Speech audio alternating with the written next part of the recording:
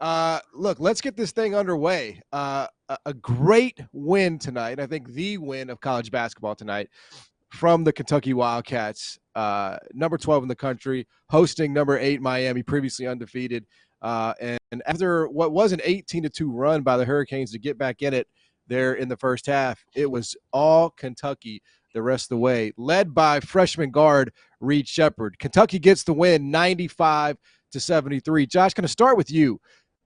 In an era where it is all about getting as old as you possibly can and picking off in the transfer portal. John Calipari has sort of pushed back against that, and he's brought in freshman guards. He brought in DJ Wagner. He brought in Reed Sheppard. And it was Reed Sheppard tonight. He was really the difference. What do you make of just energy, and is it paying off for John Calipari and these Wildcats? Yeah, well, first of all, John, I mean, look, Kentucky was outstanding tonight. I mean, they were awesome, outstanding, high level. They didn't even have Aaron Bradshaw. I know a lot of people. What's interesting is a lot of people have said, well, when Aaron Bradshaw comes back, and for people who haven't watched Aaron Bradshaw, he's a current freshman, great player in high school, and he 7 feet 7 1 inches, can really play. They'll say even how much better they'll be, which is truthful. However, these last two games, I think they played Marshall, whatever, a few days ago, and they had like 118 points.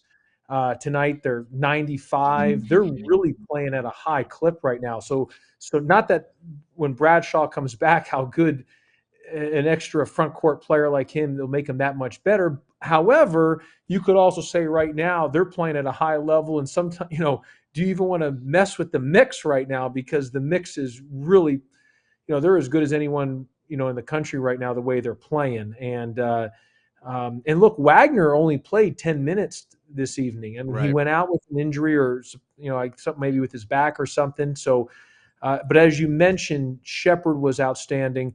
But you talked about the freshman. Let me say this: Trey Mitchell is a. I know he's been to 3 or 4 schools, and he's an older guy, and he was a transfer portal that Kentucky got late after Bob Huggins was left after with the issue at West Virginia. He became available really late. He has been big for Kentucky. Look, they would have lost to St. Joe's, whatever that was, a week and a half or so ago. Trey Mitchell hit huge threes from the top of the key in key times. And tonight, as great as Sheppard was, Mitchell's got 14 points. He's got 7 assists. He's got 5 rebounds. He was efficient, 2 blocks. He's just he can make them go offensively because you can play through Trey Mitchell. And he's Mm-hmm. almost like a point guard in a sense of the way that he plays. So you got to credit, obviously, Coach Calipari, Kentucky, but as good as their young guys are, you can't forget a guy like Trey Mitchell. John, the sample size is getting bigger here with Kentucky. They Mhm. were up at half on Kansas in the Champions Classic. They now absolutely dominated Miami as part of this ACC SEC challenge. It's been a while since this team has made a Final Four, probably too long for that fan base. Do you see a team, given what we've seen so far, that does indeed have that ceiling? Yeah, they do. I mean, anytime you can get 30, what's just 37 points off the bench, more specifically with Sheppard and Denningham coming in and scoring 30 off the bench, you're going to have some success. I think tonight also was more an indictment on Miami. I watched the game. I didn't know if they realized that they were at Rupp Arena playing Kentucky prime time on a Tuesday night. I didn't see the sense of urgency from them.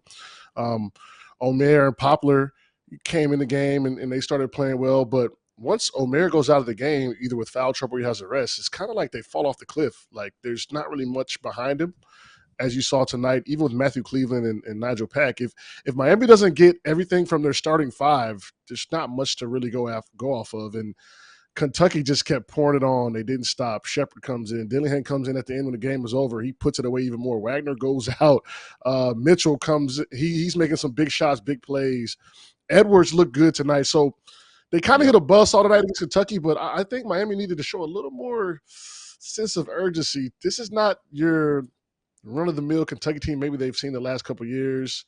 Miami made the Final Four last year, so maybe they're feeling themselves a little bit, but I think Kentucky gave them all they wanted, and they had to put a little respect on Kentucky's name because I don't think Miami came in and was respectful of what they could possibly Mm, be as a team, and they found out tonight. So they're probably flying home a little down, and I'm a little down on mhm. Miami too. It's one of my favorite ACC teams, and Kentucky kind of throttled them, and they're not a young team either. So it's going to be interesting to see how they bounce Right. back.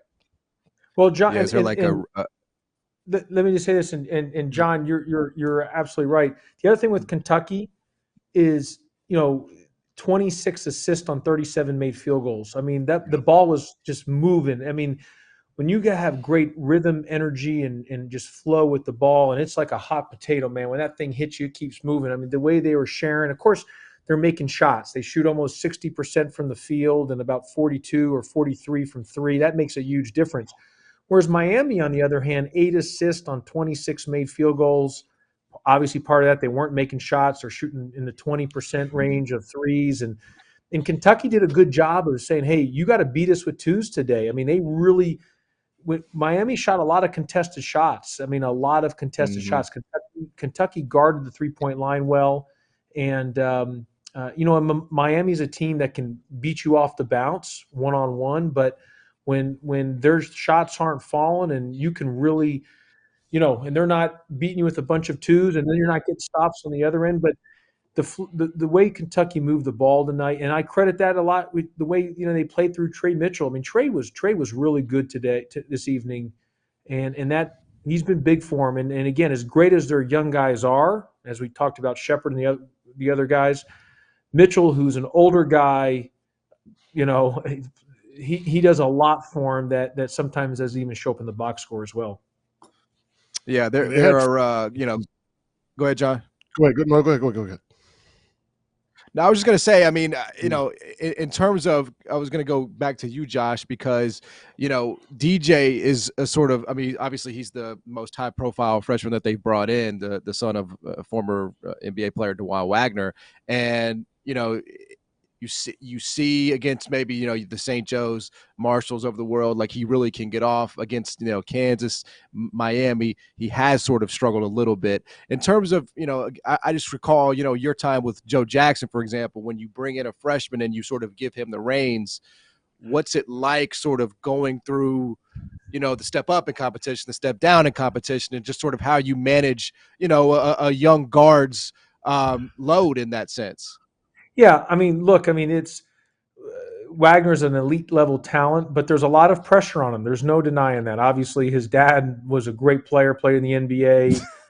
His grandfather was a great player at Louisville and played in the pros. What I would tell you though is, you're going to have to. There's a growing pains. There's a learning curve for a freshman. It just is what it is when you're making that transition from high school to college. It's not easy, and and you look at Wagner has not shot the ball well. If you look at his overall stats this year, that's the one thing he hasn't been great from the perimeter shooting. Whereas a guy like Reed Shepard has shot the daylights out of it, and especially for tonight. And so, Yep.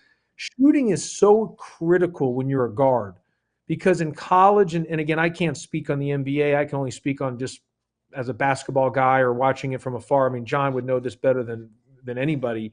But um, um, when you're in college and the way defenses are played, the way help side can have with the defensive 3 seconds, and listen, you play a team and maybe you're playing a team with one pro on the floor, maybe, and that's just a Right. maybe once every blue moon. That's how hard it is to play in the NBA. So a lot of times, we're in the NBA, there's so much spacing. You have guys in the corner, you got the defensive 3 seconds.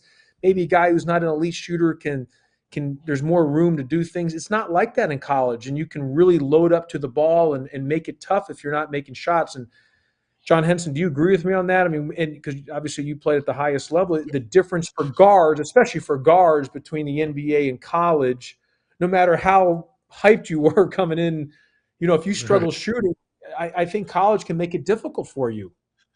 Yeah, and then there's such emphasis on shooting now, more so than anytime ever in this game. So naturally, guys are going to try to shoot a little more than maybe back in the day. If you weren't a good shooter, you try to get to the rack and create in college.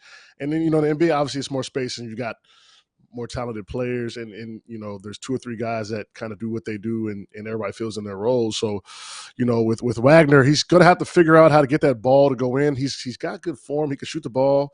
Just a confidence thing. I saw that it said Reed Shepherd had went to the gym with his parents and they rebounded for him the night before the game or a couple nights before the game. And it looks like it translated. So maybe he needs to take a page out of Reed's book, go shoot with him a little bit. And because I think also it's a confidence thing. The more you shoot, the more you get into the gym.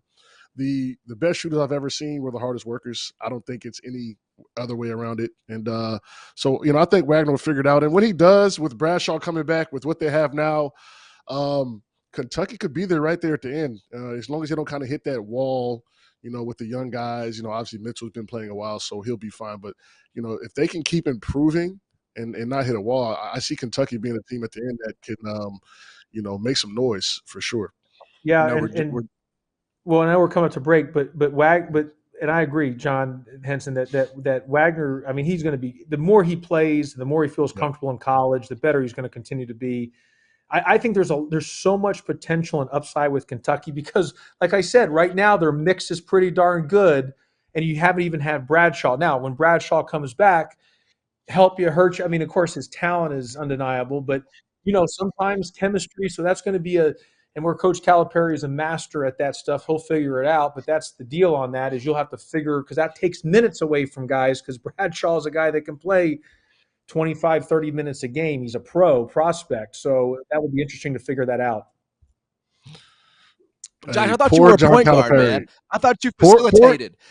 Poor John Calipari's got a lottery pick coming back, and we're like, oh, what's he going to do? Jesus. He'll figure it out. You gotta love it. You gotta love it.